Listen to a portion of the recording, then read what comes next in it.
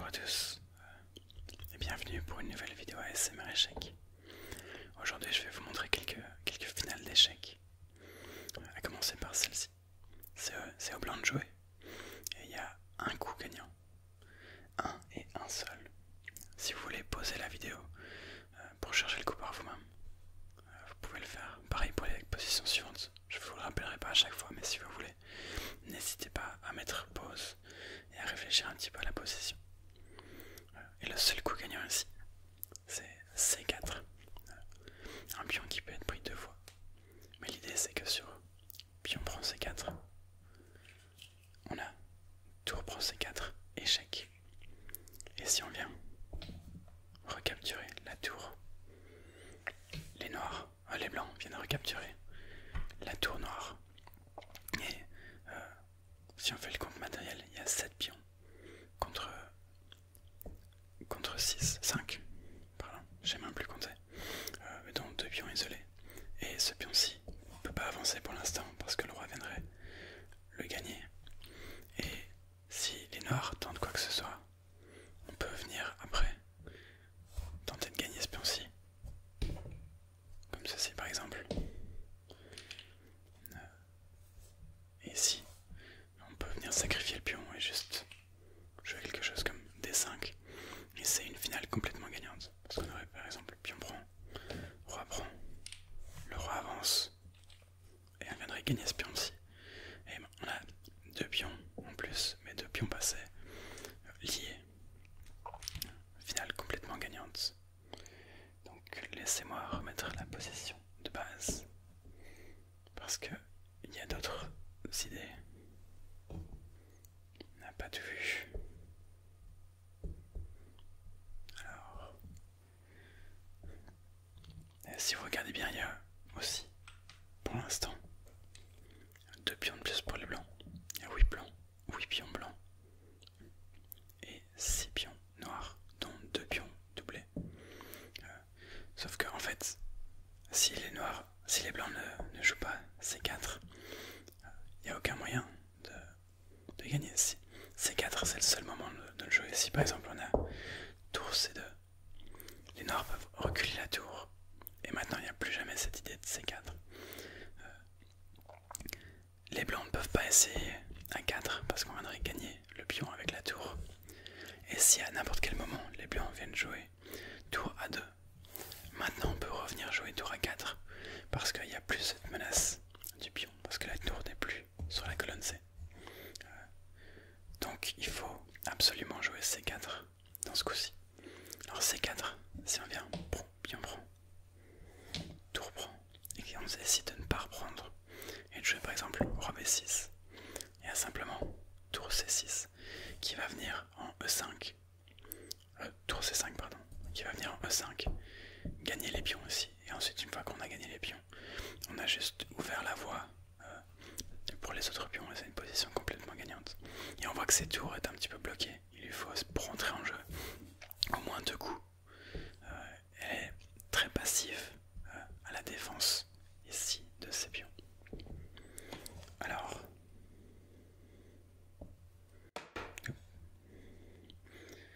après C4, on pourrait essayer de ne pas recapturer le pion. Par exemple, roi B6. Alors déjà, C5 serait gagnant. Mais c'est pas si simple que ça de gagner ça. C'est encore une position très fermée.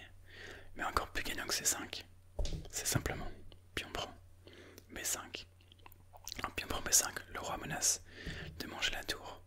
Et si on vient recapturer le pion, il y a tour C5 qui force le roi à reculer.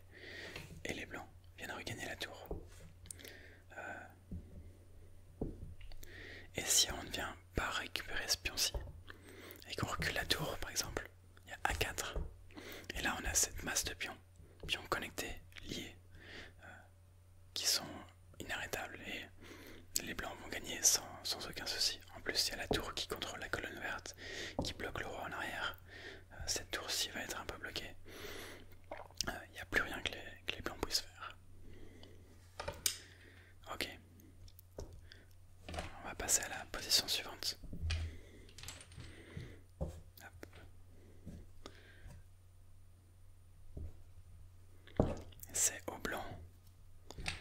sauver la nulle.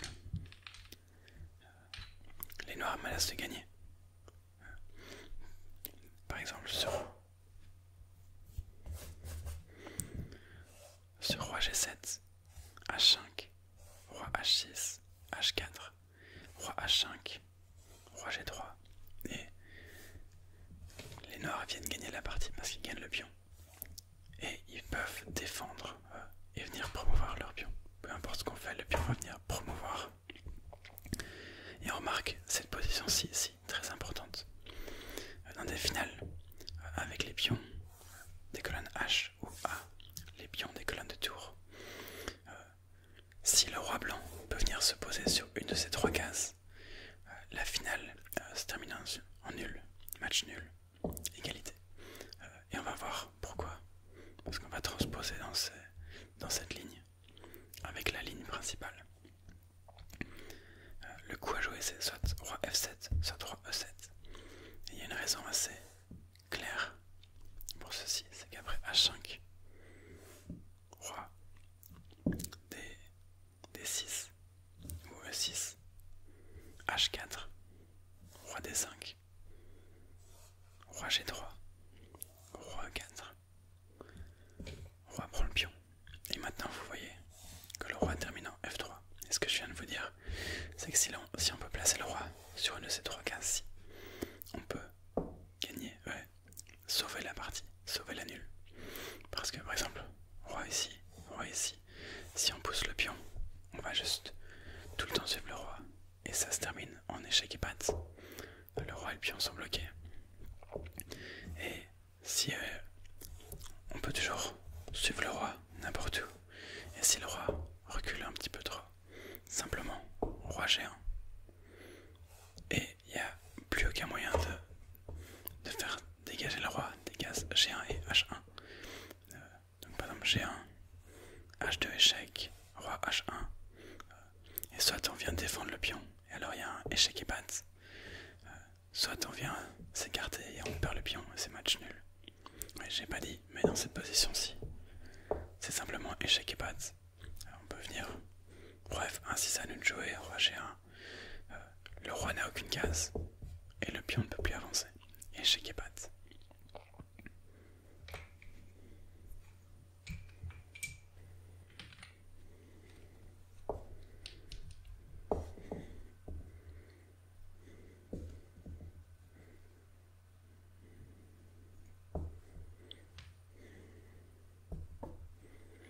Alors voilà la troisième position. Encore une fois, c'est aux blancs de jouer. Et les blancs ont un coup pour gagner. On remarque qu'il y a 4 pions contre 3. Mais que les noirs menacent de venir gagner le pion. Et potentiellement de venir promouvoir. Alors, on a une majorité de 3 contre 2 sur l'aile roi. Donc il faut utiliser cette majorité pour essayer de créer un pion passé. Et pour ça, on a H4. H4, l'idée c'est que sur roi prend B4, il y a G4. Si le roi vient essayer de ne pas prendre, on peut simplement prendre. On vient pousser, je peux prendre ici. Si on ne pousse pas mais qu'on recapture, je peux venir promouvoir sur la colonne H et je serai avant ce pion-ci.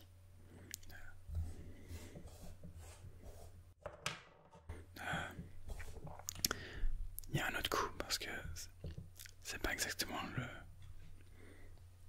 le coup que j'ai regardé, mais même ça, on a une dame, on a dame A8 échec, roi B2, dame B8, on vient échanger les dames. Et maintenant, on peut simplement venir gagner le pion ici, et le roi est devant le pion. Ce roi-ci est trop éloigné. Si le roi se retrouvait ici, vous pouvez se mettre en F7, ce serait nul, mais le roi est très mal placé. Donc on va revenir à la position initiale.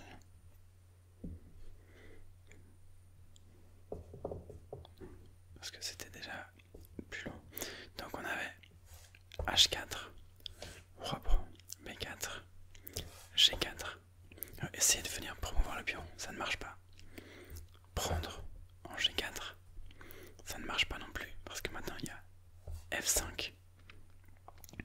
Et sur F5, on ne peut pas prendre le pion ici, parce qu'on viendrait promouvoir, on viendrait à dame avec ce pion-ci. Maintenant le roi est devant ce pion-ci, donc il n'y a plus aucun risque que les noirs promouvent à dame. Donc les blancs gagnent sans problème. Attendez, je me suis perdu dans la ligne, je sais plus où j'en suis. Donc on avait H4, roi prend, pion prend, F4. Si le roi essaye de revenir en arrière, F6 ne marche pas, parce que le roi rentre dans le carré du pion. Et il peut venir défendre et empêcher le pion de promouvoir. Mais il y a pion prend G6. Et maintenant le roi n'est plus à temps pour venir empêcher le pion de promouvoir.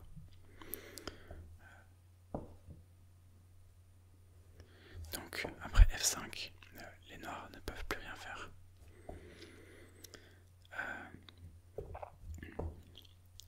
Si on vient encore une fois à la position initiale, après H4 par contre, les blancs peuvent tenter quelque chose d'autre, comme roi D5. Et sur roi D5, G4 ne marche plus. Et en fait, non seulement ça marche plus, mais maintenant ça vient perdre la partie. Parce qu'il y aurait pion prend G4. Et les blancs ne peuvent ni avancer ce pion-ci, ni avancer ce pion-ci. Parce qu'on viendrait simplement prendre et avoir deux pions connectés passés. Et le roi est maintenant suffisamment proche de ce pion-ci pour l'arrêter. Il peut arrêter le pion. Donc ça marche plus. Non, on est dans cette position-ci. Donc aucun de ces deux pions-ci ne peut bouger. Ce pion-ci est bloqué aussi par ce pion-ci. Donc la seule tentative c'est de ramener le roi pour venir bloquer ce pion-ci. On aurait roi E4, roi G3, roi F5, et maintenant les blancs sont en zugzwang. Si on vient pousser le pion, on vient perdre ce pion-ci. Et la partie. Et le roi ne peut aller nulle part pour défendre ces deux cases-ci. Le roi est obligé de se reculer. Après quoi les noirs viennent gagner le pion et gagner la partie. Sans trop de soucis. Donc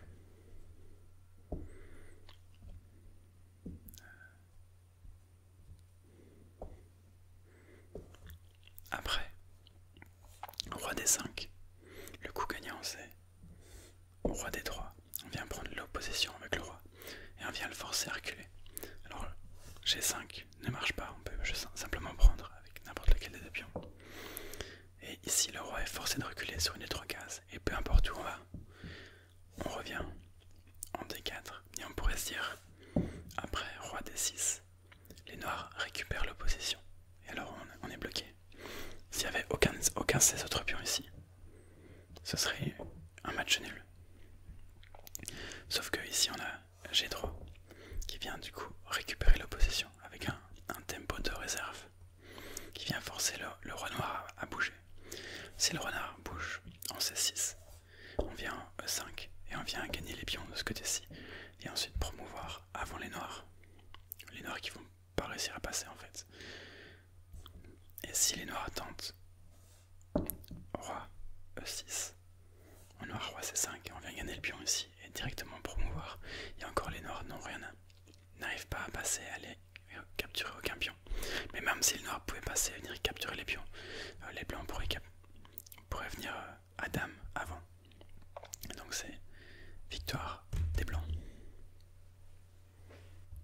Ok, alors cette quatrième position, c'est une position qui a été jouée dans le Title Tuesday par le grand maître Anton Korobov, le grand maître ukrainien, avec les pièces blanches, contre le grand maître Vugar Rousalov avec les pièces noires. Alors si j'ai pas donné de détails sur les trois premières positions, c'est parce que c'est des positions qui viennent de mes parties à moi, des parties en blitz ou en boulette en général, que j'ai trouvé ou que j'ai pas trouvé, mais des positions que j'ai trouvées intéressantes. Et alors ici dans cette position, Vugar Rousalov, il a joué tour prend C3, qui est une grosse erreur.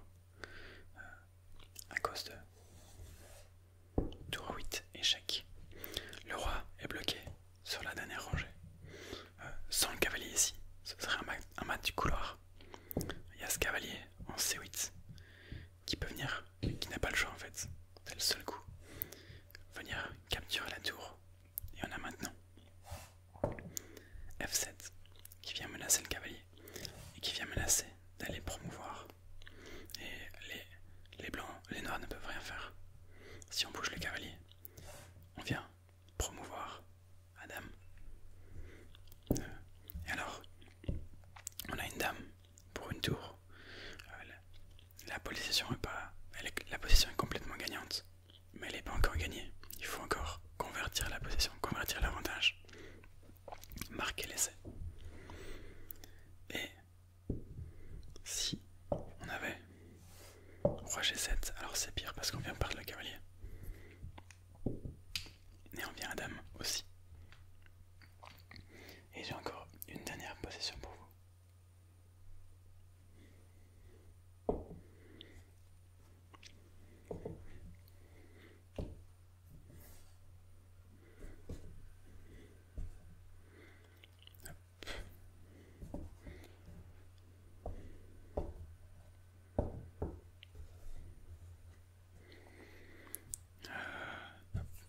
Il n'y a pas de dame ici.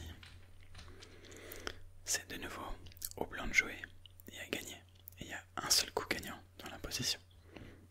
En remarquant encore une fois 4 pions contre 3 ou contre 4. Je dis n'importe quoi. Le même nombre de pions de chaque côté. Avec des pions doublés par contre pour les noirs. Et le coup c'est tour B5. Un coup qui est à la fois simple et pas spécialement intuitif. Parce que la tour peut être capturée. Mais si on capture la tour, on a B7. Et le pion vient se mettre dans le chemin et vient protéger en fait le pion blanc. Le pion noir protège le pion blanc. Et il n'y a pas de tour à 8 parce qu'on viendrait la prendre en venant à dame. On viendrait certainement même pas en B8. Donc c'est un coup tout con.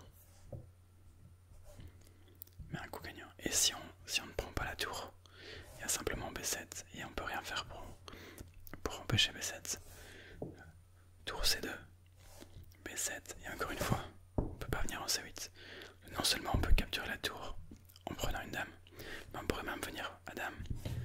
Tour prend dame et tour prend tour et les blancs sont encore complètement gagnants. Donc c'était pas un coup extrêmement difficile à trouver. Ça dépend de votre niveau. Mais quand on comprend qu'il n'y a qu'un seul coup à gagner, qu'on sait qu'il y a une tactique dans cette position-ci, c'est relativement logique. Mais c'est un coup que dans ma partie j'avais pas trouvé. Je crois que c'était en boulette que j'ai joué cette position-ci et j'avais pas trouvé ça. Avec probablement très peu de temps restant à la pendule, parce qu'on est dans une finale en boulette. Boulette c'est 1 minute à la pendule pour chacun. Donc on démarre tous les deux avec 1 minute et donc c'est très rapide. Et c'était en ligne donc il n'y a pas d'incrément. Donc il faut jouer vite. Voilà. 5 finales assez intéressantes. C'est pas les finales les plus intéressantes du monde. J'en ai quelques autres en réserve où je vais vous faire des vidéos un peu plus poussées sur quelques finales. Parce que je suis un grand amateur des finales aux échecs. Je trouve que c'est assez fascinant. J'aime bien les ouvertures, j'aime bien les concepts stratégiques tactiques en milieu de partie. Mais j'aime encore plus les finales qui me fascinent pour une raison que je n'explique pas spécialement. Mais je trouve ça toujours très pratique.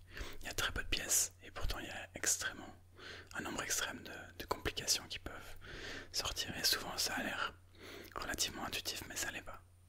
Par exemple ici on a une finale de tour avec 4 pions contre 4 pions et pourtant les blancs gagnent avec un simple coup. Voilà. Sur ce,